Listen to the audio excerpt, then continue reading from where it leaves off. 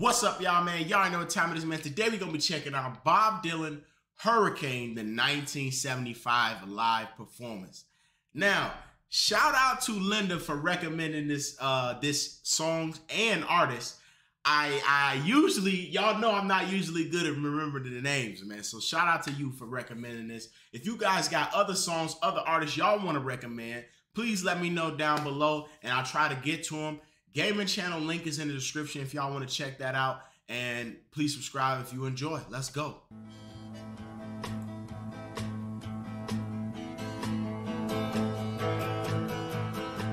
I've never heard this guy's music, man. I'm excited. Let's go.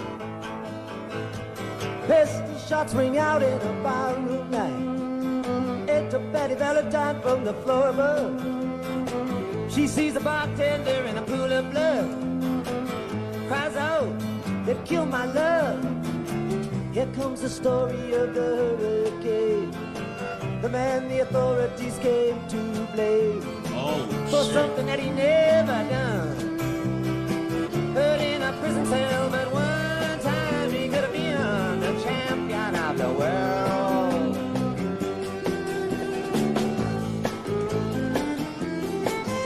Oh, man. Oh, she killing that shit. Yo, hold on, bro. So, okay. So, basically, he talking about a guy who was framed for killing, for murder. The person who commented, Linda, did say that this is like about somebody who was framed, and that's messed up, man. That's deep stuff, man. And it happens so often that it's like it's really sad, that I feel like on some end it's kind of hard. Like, what can you really do about it? I feel like apparently it happens a lot with like eyewitnesses. Apparently some people like trick themselves into believing that the eyewitness is a specific person. Like, it's crazy. It's a lot of crazy stuff. Woo. It's deep stuff, man. 3 bodies lying there, does Patty see? And another man named Bello moving around mysteriously. I didn't do it, he says. He throws up his hands. I was only robbing the register. I hope you understand. I saw them leave and he says, and he stops. One of us had better hurry and call the cops. And so Betty calls the cops. And they arrive on the scene with the red lights flashing in the hot New Jersey night.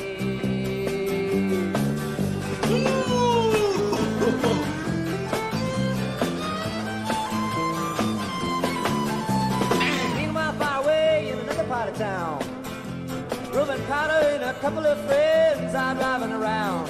#1 contender for the middleweight crown. Had no idea what kind of shit was about to go down. He say #1. Did he say number one middleweight contender or something like that? Yeah, he talking about a boxer. So I want to know if this is based on a true story or what's the backstory behind that. And I wonder why he called it Hurricane, because he talking about wrongfully being incarcerated. So I'm wondering why he talking about hurricane. I guess it's like some hidden meaning. But I like his voice. You know what I'm saying? I like the topic. I like the fact that he getting into something deeper, man. I'm sure that, if this came out in 1975, this probably was controversial, at least a little bit, I mean, probably not as controversial as probably in the 60s and stuff like that. But him trying to stick up for a black man who was wrongfully incarcerated probably is a little bit controversial. When a couple him over to the side of the road, just like the time before and the time before that. In Patterson, that's just the way things go. If you're black, you might as well not show up on the streets unless you want to draw the heat.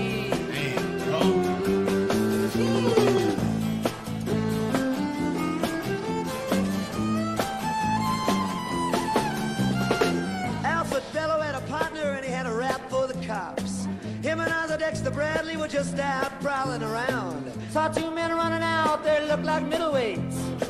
They jumped into a white car without a state plates. Oh, and shit. Patty Valentine just nodded her head. Cop said, wait a minute, boys, this one's not dead. So they took him to the infirmary. And though this man could hardly see, They told him he could identify the guilty man. Damn, bro. Yo, this is an 8-minute long. I just now realized this shit is 8 minutes long. He about to tell an 8-minute story. He breaking the whole story for us down, man. And I gotta say, bro, you know, I love when artists are good at telling stories. Like it's always great when you get an artist who can break down a story for you. And I feel like he's doing an exceptional job of that. Like, I feel like he walking me through the entire story like I'm reading a book or something, man. Like but he also making it rhyme and then playing an instrument. Like it's great, man. It's great. I want to know the whole backstory behind this whole thing, bro, because I feel like it's probably a lot I don't know about this situation. Even after he tells everything, it's probably more to it. But man, bro, I mean, it's sad, bro. You know, that's one of those situations, you know, and it happens. So it can happen to anybody, black, white, green, blue. It can happen to anybody that's messed up.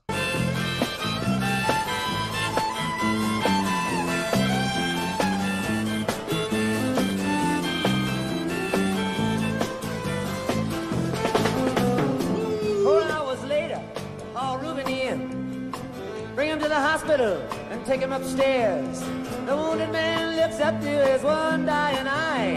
You say, why'd you bring him in here for? He ain't the guy. Here's the story of the hurricane. The man the authorities came to blame for something that he never done. Put in a prison cell, but one time he could have been the champion of the world. Damn, bro.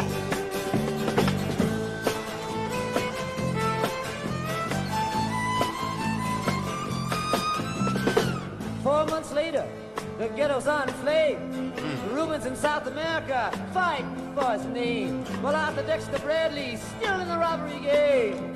And the cops are putting the screws to him, looking for someone to blame. Remember you murder that you saw in a bar. Remember you said you saw the getaway car. Thinking like the playboy with the law. Think it might have been that fighter that you saw running that night. Don't forget that you are white. Damn, bro. Oh, my goodness. Sheesh. Yo, hey, when he said, man, he could have been the world champion and my man's about to be locked up, that one hit, man. That hits, bro. You know, because that, like, I like, especially if this is a real story, which I'm assuming it is. I'm almost positive it is. Just based off the way, like the detail he's going into with it. Like, that's got to hurt. Like on a whole different level. You know, it's like you go from being on top of the world, feeling like you about to be, you know, crowned #1, you know, in your sport. You know, making hundreds of thousands of dollars probably. And then to have all that taken away from you for something you ain't even do. Man. Ooh. Man, I can only imagine.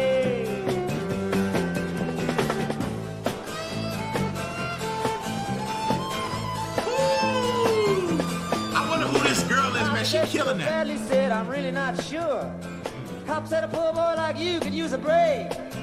We got you for the motel job and you're talking to your friend Bello. You don't want to have to go back to jail, be a nice fellow. We'll be doing society a favor. That son of a bitch is brave and getting braver. We wanna put his ass in stir.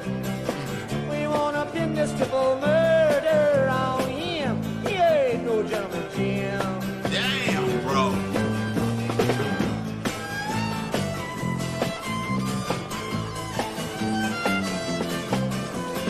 Ruben. I think he said we want to pin this big old murder on him. You know, I think that's what he said. And that's, it's crazy that people, like, you know, I know this ain't the thing for everybody, you know, and I feel like it probably doesn't happen as often, at least I hope it doesn't, as, you know, we think. But there are people out there who really just want to close the case, you know what I'm saying, who just want to put somebody in jail so people ain't scared, you know what I'm saying?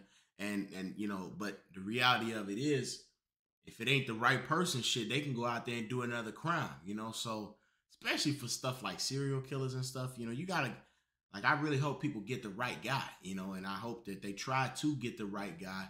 And I honestly feel like, based off all the studies of eyewitness and stuff like that, I don't think it's as reliable as people think it is. You know, the people they use eyewitness stuff as like that's like the jail, that's the glue. You know what I'm saying? If you say you seen them, it's like that's a big deal. And if that ain't the case, and if that's not something you can use as a reliable source, that's something we should, you know, look more into. You could take a man out with just one punch, but he never did like to talk about it all that much. It's my work, he said, and I do it for pay. And when it's over, just to suit on my way up to some paradise where the trout streams flow and the air is nice, and ride a horse along the trail. But then they took it to the jail. Oh, sweat inside and turn a man into a mouse.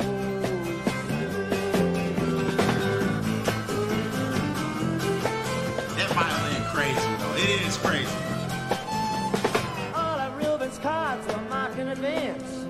The trial was a pig circus. He never had a chance. The judge made Reuben's witnesses drunkards from the slums. To the white folks who watched, he was a revolutionary thumb. And to the black folks, he was just a crazy nigger. No one doubted that he pulled the trigger. Bro, wait a minute. Look, man, look. You know, look, I'm not gonna get into, you know, my feelings about white people saying the N-word. You know, I'm not particularly somebody who you know, I don't really care as much as some people do, you know what I'm saying? I do feel like in some cases it's very disrespectful, you know, but in other cases I'm like, you know, I understand he trying to tell a story, you know what I'm saying? And I can differentiate the two, you know, but that damn sure caught me off guard, bro. Oh man, that caught me off guard. Sheesh. Okay, he definitely he got me captivated. That's for sure. And though they could not produce the gun, the DA said he was the one who did the deed, and the old white jury agreed. That look.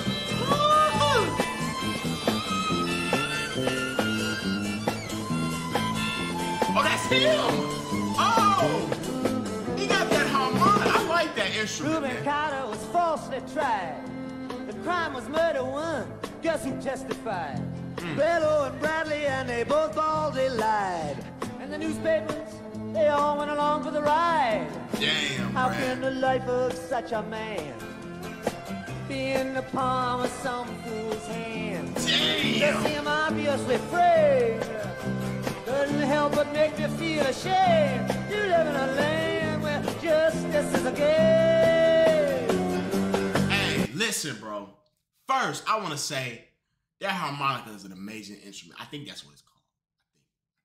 But it's an amazing instrument. I actually really, really like it, man. And I don't know if he did this on purpose to symbolize jail, because I know jail has often been like, they like harmonicas in jail. They kind of like, they be like depicting them as, you know, like go hand in hand. But I don't know if he did that on purpose, but I really like that instrument. Also, man, yo, it's crazy to think that's like me right now living in this world. You right now living in this world. At some point, you may have your whole life in the palm of somebody's hand. You know what I'm saying? Where your freedom may be taken away from you, and it may be held in the palm of somebody's hand. That's crazy to me. Sheesh.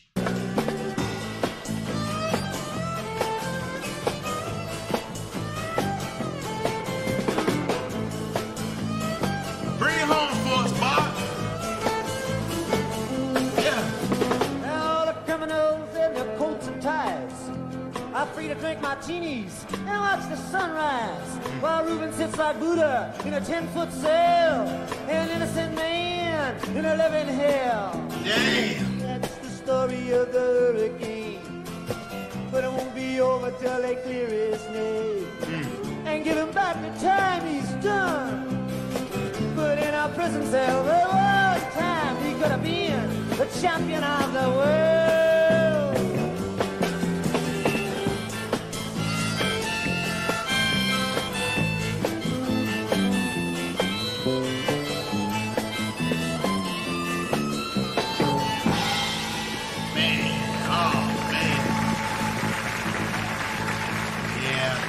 stuff, man. All right, that's a clap, bro. That's a clap, man, for sure. Man, hey, and it's crazy, man, because at one point, my man really could have been the champion, bro, and that's sad. You know, I feel for whoever it actually was, who he's talking about. I feel for them, and I hope the best for him. That's tough, man, and I think this was a great video, great song.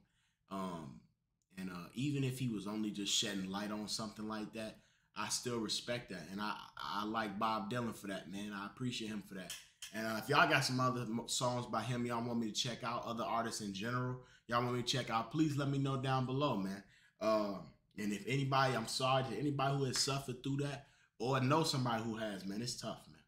I love y'all. Peace out.